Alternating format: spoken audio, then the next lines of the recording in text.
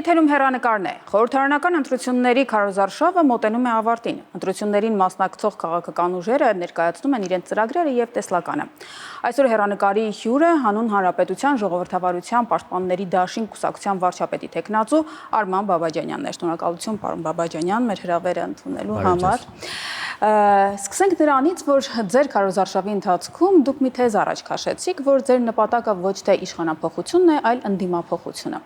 Ինչպես եք սա պատկերացնում, արդյոք հնարավոր է եղել հասցնել դա տեղ։ Իդեպ ինձ ներկայացրիք որպես վարչապետի տեխնացու, ես վարչապետի տեխնացու չեմ, ես ուղղակի գլխավորում եմ մեր ընդլայնված ցուցակը։ Հենց դրա պատճառով, որ մենք ի սկզբանե խնդիր ենք դրել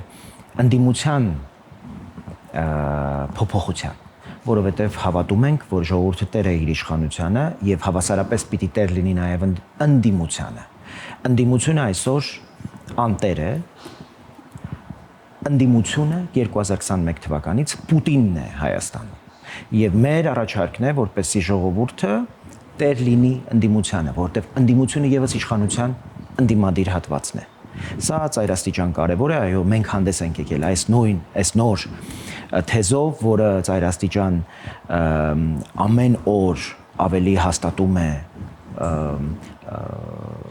դրա օրհասականությունը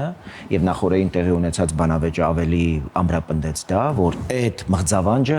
չի կարելի եւս 5 տարի թույլ տալ, որ մեր իրականության մեջ շարունակվի եւ գոյություն ունենա։ Ընդդիմությունը ամեն օր ցույց է տալիս, որ մեծ սպառնալիք է դառնում Հայաստանի ապագայի, Հայաստանի հեռանկարների համար, անվտանգության համար, բարօրության համար, բարեկեցության համար, տնտեսական զարգացման համար, թռիչք ապահովող առաջընթացի համար եւ այն միջոցները, որ Պուտինը հիմա գործադրում է ընդդիմադիր դաշտը գրավելու համար, որովհետև տեսնում է, որ իշխանությունը չի կարող վերցնել։ Իհարկե փորձ էր անում իշխանությունը վերցնել, ակնհայտորեն վերջին հարցումներն էլ հատկապես Եվրոպական միությունից ստացված հարցումները ցույց են տալիս, որ իրենք հիմա գործարկում են պլան B, ամեն ինչ անել, որպեսզի հնարավորինս շատ կարողանան իրենք ներկայացված լինեն ընդդիմադիր դաշտում։ Եվ սրա դեմը պիտի առնվի, որովհետև այն միջոցները, որ Պուտինը գործադրում է, ուղղակի ծայրաստիճան քստմնելի եւ եղկելի է, սահմանափակումներ բանջարեղենի, ջերմուկի, ելակի, իսկ վերջին օրերին ուլտիմատումներ, վաղ սպառնալիք ամենավերջի որակումները հայ ժողովրդի հասցեին ռուսական պետական հեռուստաընկերություններով։ Ավելի նողկալի բան, Ռուսաստանում բնակվող մեր քաղաքացիներին, Հայաստանի քաղաքացիներին բերել քվեարկության Հայաստանում եւ մասնակից դարձնել Հայաստանի դեմ այս թաթար մոնղոլական այս արշավանքին։ Այսինքն մարդկանց ասում են տվեք ձեր պետությունը, որ թողենք ձեզ շնչեք, տվեք ձեր հորն ու մորը, որ թողենք դուք ապրեք, տվեք ձեր զավակին, որպեսի թողնենք դուք ընդհանրապես կյանքի իրավունք ունենաք, որովհետև մեզ համար մեր պետականությունը մեր քննարկման եւ սակարկման առարկա չի, ինչպես զավակը ծնողի համար, ինչպես զավակի համար ծնողը։ Եվ հիմա մեզ դրել են այսպիսի ընտրության առաջ։ Եվ ընտրությունը Հայաստանի եւ Ռուսաստանի ֆորպոստի մեջ է, Հայաստանի եւ Ռուսաստանի միջև է։ Եվ մենք հասկանում ենք, որ մեզ առաջարկված այս մյուս այլընտրանքը, որ բերել են Պուտինի հայաստանյան կլիենտները, Ծառուկյան, Սամվել Կարապետյան, Թաթոյան, Քոչարյանի գլխավորությամբ, որտեղ այս ամենը մարմնավորում է եւ այսպես առաջնորդում է Քոչարյանը։ Հայաստանի ընտրություն չի առաջարկվում, առաջարկվում է դառնալ Ռուսաստանի ծայրագավառ, վասալ, ֆորպոստ, ռուսական դարպասի արչև հաչող շու։ Մենք այս կարգավիճակին դեմ ենք։ Ծրագրային իմաստով ինչ առաջարկ ունեք։ Սա քննադատության մասն էր, առաջարկի իմաստով ինչ եք առաջարկում ընդունել։ Դե գիտեք, մենք եղել ենք առաջին օրից Եվրաքվեի առանցքային դերակատար եւ այս պահին մենք հանդես ենք գալիս նաեւ 60,000 այն ստորագրող քաղաքացիների, նաեւ շահերը պաշտպանելու դիրքերից, որոնք մեզ հետ հեղինակել են Հայաստանի Եվրամիության անդամակցության գործընթացի մեկնարկի մասին օրենքը եւ դա անցյալ տարի մարտ ամսին օրենքի ուժ է ստացել, բայց մենք այդտեղ առաջընթաց չենք տեսնում եւ չափազանց կարեւորում ենք Հայաստանի տնտեսական անվտանգային զարգացման համար Եվրամիության ճանապարհով գնալը եւ այդտեղ կարծում ենք որ բանակցային ահռելի ներուժ է պետք ես քննարկել եմ այդպիսի բանակցություններ եմ ունեցել կառավարության ամենաբարձրաստիճան պաշտոնյաների հետ որ համապատասխան կոմպետենցիայի կարիք կա որպեսզի մենք կարողանանք լայն թափով եվրոպացիների հետ քննարկել ենթակառուցվածքների տնտեսական զարգացման արդարադատության եւ ուրեմն ներքին գործերի այս համալիր ուղղություններով եվրոպական ստանդարտներին համապատասխանելու ուրեմն օրակարգերով գյուղատնտեսություն, արդյունաբերություն, արտադրական եւ տեխնոլոգիական այս կարողությունների համար մեզ պետք է ժամ առաջ քննարկել Արևմուտքի հետ, Միացյալ Նահանգների, Եվրամիության հետ, թե ինչպես կարող ենք ավելի խորացնել այս ուղղություններով մեր ստրատեգիական համագործակցության վերաբերյալ հուշագրերը դրանց հնարավորինս ավելի շոշափելի ուրեմն եւ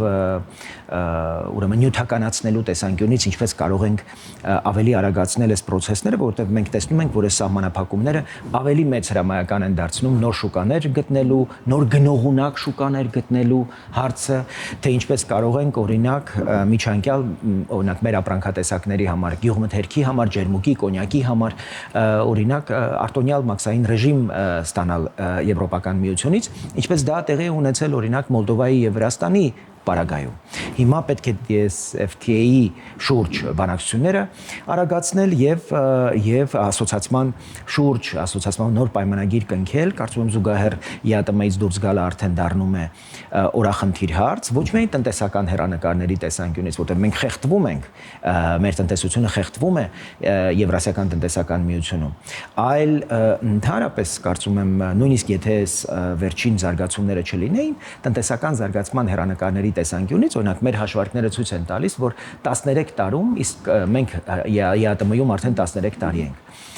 Լեհաստանը Եվրոպական միության անդամ դառնալուց 13 տարի հետո 3 անգամ մեծացրել է իր տնտեսությունը։ Մեր հաշվարկներով, եթե Հայաստանը դառնա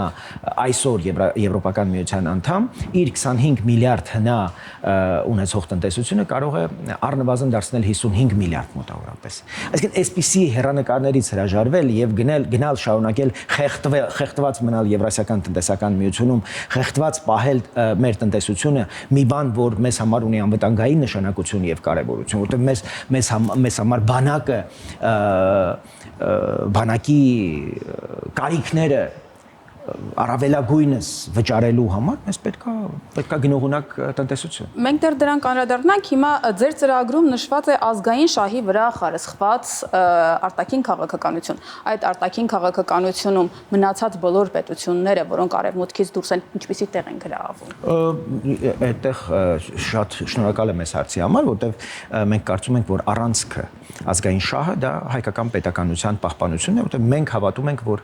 հայկական ինքնության պաշտպանության երաշխիքը հայկական պետականություն ունենալն է։ Ի տարբերություն այն ուժերի, որոնց ես նկարագրեցի, որոնք վտանգավոր են համարում հայկական պետություն ունենալը։ Սա արդեն մտքի պատկերացնում եք ուր են հասել, ինչ դեգրադացիա է։ Այդ մարդիկ ուղղակի ամեն ինչ անում են, որպեսզի չեղարկվի հայկական պետականությունը։ Իրենք վկայաբերում են օրինակ նոյեմբերի 9-ի այն հայտարարությունը, որը հեղինակել է Պուտինը եւ որը ռուս-թուրքական համաձայնություն է հայկական պետությունը կազմալուծելու վերաբերյալ։ Այ հայկական պետականության հզորացման, հայկական պետականության որպես համայն հայության տուն դարձնելու գլխավոր հրամայականը պիտի դա դառնա մեր ամենաիդեա ֆիքսը եւ դրան միտված պիտի լինի մեր ամբողջ արտաքին քաղաքականությունը։ Հարևանների հետ փոխկապակցված հարաբերություններ։ Սա ծայրաստիճան կարևոր է։ Մենք այդպիսի մոդելներ ունենք, մենք պիտի հարևանների հետ կարգավորված հարաբերություններ ունենք։ Ոչ ոք չի ասում բարեկամություն անենք Թուրքիայի, Ադրբեջանի հետ, բայց հարևանություն անելու պարտավորություն ունենք, եւ սա կարծում եմ բանալին է, որպեսզի երրորդ որևէ երկիր, Ռուսաստան, Միացյալ Նահանգներ, որևէ ուժային կենտրոն ձեռքերը չտաքացնի մեր ունեցած կոնֆլիկտների վրա հարևանների հետ։ Հարևանների հետ ծայրաստիճան կարևորում ենք հարաբերությունների կարգավորումը, այդ իմաստով նաև տնտեսական հեռանկարներ ենք տեսնում Թուրքիայից դեպի արաբական աշխարհ եւ դեպի եվրոպական գնողունակ շուկա դուրս գալու հեռանկարները։ Կարող ենք չունենալ դիվանագիտական հարաբերություններ, բայց ծայրաստիճան կարևորում ենք Թուրքիայի հետ օրինակ տրանզիտային այս պահին հարաբերությունների նշանակությունը Հայաստանի տնտեսական զարգացման համար, տնտեսական հեռանկարների համար։ Այս իմաստով մեզ համար մոդելային է օրինակ Հունաստանի եւ Թուրքիայի հարաբերությունները։ Տեսեք, երկուսն էլ պատմականորեն կատաստրոֆիկ անցյալ ունեն։ Հունաստանը ընդհանուր միջև իր մայրաքաղաքն է կորցրել, Կոստանդնուպոլիսը Հունաստանի մայրաքաղաքն է եղել, բայց դա նույնիսկ իրենց չի խանգարել հասնել են գիտակցման, որ պետություն ունենալը ավելի կարևոր է, քան դարավոր ողբը, օրինակ սեփական անցյալի վերաբերյալ։ Եվ գտել են 52 թվականին Թուրքիան եւ Հունաստանը միաժամանակ դարձել են ՆԱՏՕ-ի անդամ երկիր եւ դա դարձել է երկուսի համակեցության, այսպես մոդուսը։ Սա կարծում եմ մեզ համար չափազանց լավ օրինակ է, նաեւ հենց ազգային շահը որպես հիմնարար նպատակ հայկական պետականության հզորացումը, հորիզոնը ուրեմն դա ունենալ որպես ուղենիշ եւ դրա շուրջ կառուցել ամբողջ արտաքին քաղաքական մեր օրակարգերը։ Արևմուտքին ուզեցիք դուրս դնել, բայց այդտեղ կարծում եմ ընդհանրապես արևմուտքը ծայրաստիճան կարևոր նշանակություն ունի, որովհետեւ օրինակ Թուրքիայի եւ Հայաստանի հարաբերություններում մշտական ներկայություն է եղել Ռուսաստանը։ Մենք հասկանում ենք, որ Ռուսաստանին չենք կարող դուրս դնել, բայց ինչի է Ռուսաստանը մշտապես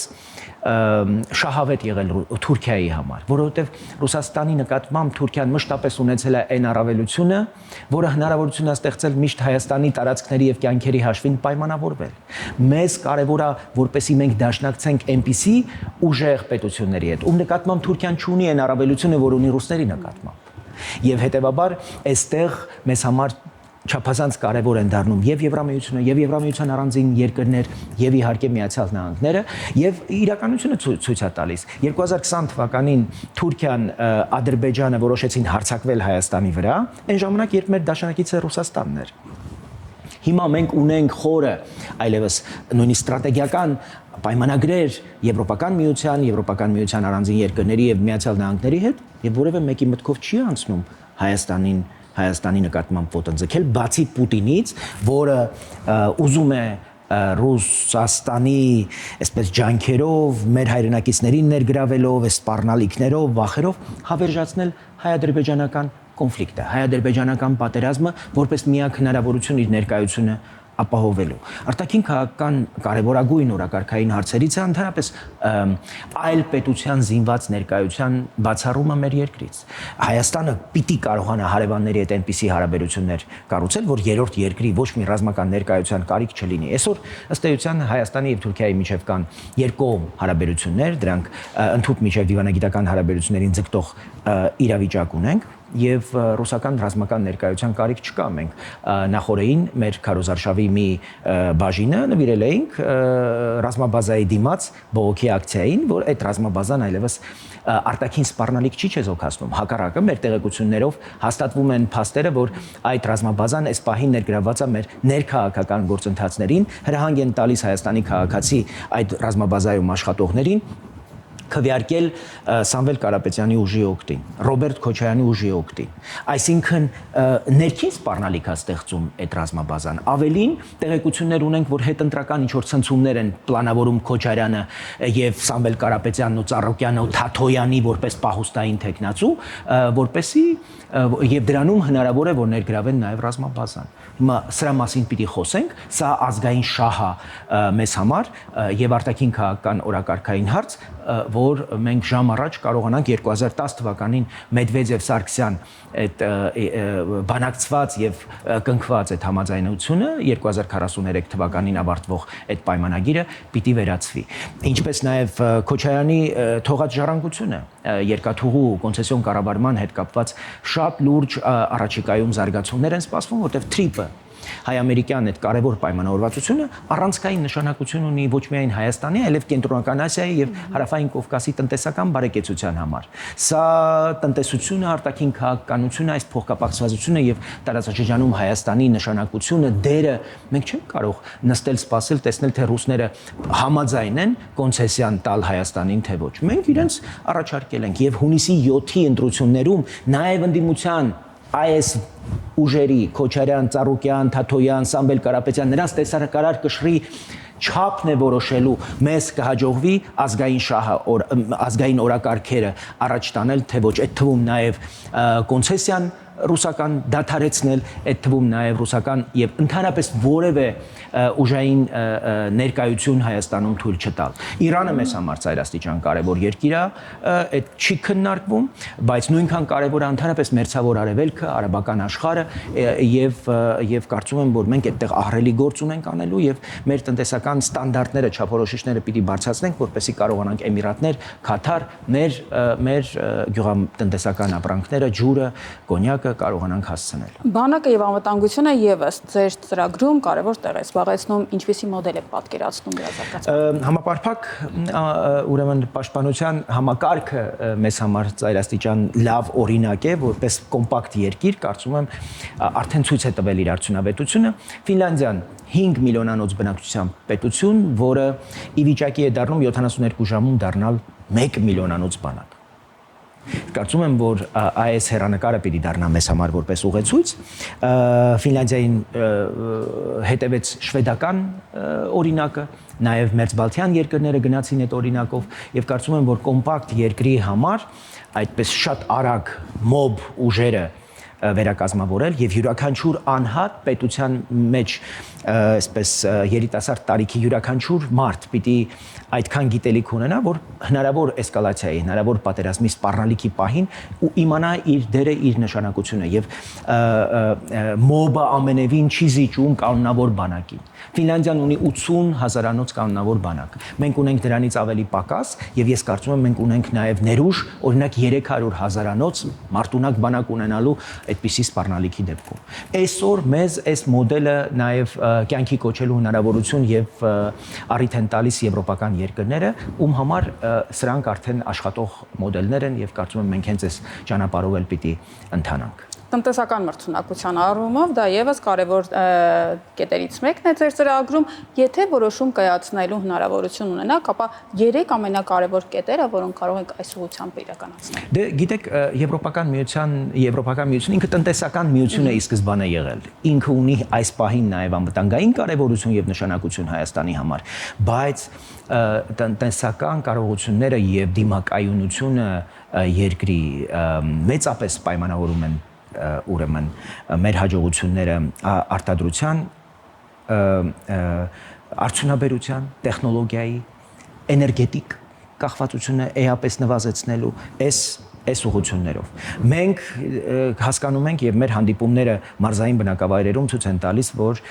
մարզերը դատարկվում են մեծապես, որտեղ բարձրարժեք աշխատանք չի առաջարկվում մարդկանց։ Ուղղակի չեն այնքան ցածր են աշխատավարձերը, որ ուրեմն մարդիկ ուղղակի դուրս են գալիս, Երևանն են նախընտրում ու մենք ձախողել ենք երկրի համաչափ զարգացման այդ կարևոր հարցը։ Մենք բարձր աշխատավարձեր նախատեսող ուրեմն աշխատանք ենք առաջարկում ամբողջ երկրի տարածքով եւ կարծում ենք, որ դրան հասնելու ճանապարհը եւս արևմուտքի եվրոպական միության հետ խորը ինտեգրացիոն նախագծերն են, որտեղ մենք կարող ենք տեխնոլոգիական բարձրարժեք աշխատանքի հնարավորություններ, հեռանկարներ ստանալ, ինչը հնարավոր է ապահովել հատկապես, եթե կյանքի կոչենք նաեւ անվճար բարձրագույն կրթության մեր ծրագիրը։ Դա առանցքային է եւ այդտեղ հատկապես շատ լավ ֆիլտր ենք ուզում, որ աշխատի, որպեսզի շուկայի առաջարկած հիմնական շուկայի պահանջները մասնագիտական կարողանա ուրեմն ապահովել բարձրագույն կրթական ոլորտը, որովհետև հիմա մենք արտադրում ենք լիքը մասնագետներ, որոնք որևէ կապ չունեն շուկայի կարիքների հետ, եւ ըստ էության մենք ունենք մեծ բանակ մասնագետների, որոնք մնում են գործազուրկ։ Մի կողմից փաստորեն պահանջարկ կա բարձր աշխատավարձով աշխատողների, մի կողմից կա մինչև 25% ձգտող գործազրկություն։ Սա էլ նոնսենս է։ Այս հարցը հաղթահարելու համար եւս այսպիսի լուծում է։ Իդեպ Վրաստանը այս տարվանից դարձավ այն երկիրը, որտեղ փաստորեն անվճար բարձրագույն կրթություն է ապահովվելու։ Մենք աստիճանական անցման կողմնակից ենք առաջի օրից, սա կապել ենք տնտեսական զարգացման հետ, ընդհանրապես որպես կոմպակտ երկիր մեր տաղանդը, իսկ մենք բացառիկ տաղանդ ունենք դրսևորելու մրցակցային պայմաններ ստեղծելու ամենաարդյունավետ, ամենաաշխատող մոդելն ենք սա դիտարկում։ Շնորհակալություն, պարոն Բաբաջանյան։ Ես հիշեցնեմ, իմ զրուցակիցը Հանուն Հանրապետության ժողովրդավարության պաշտպանների դաշին կուսակցության ցուցակը գլխավորող Արման Բաբաջանյանն էր։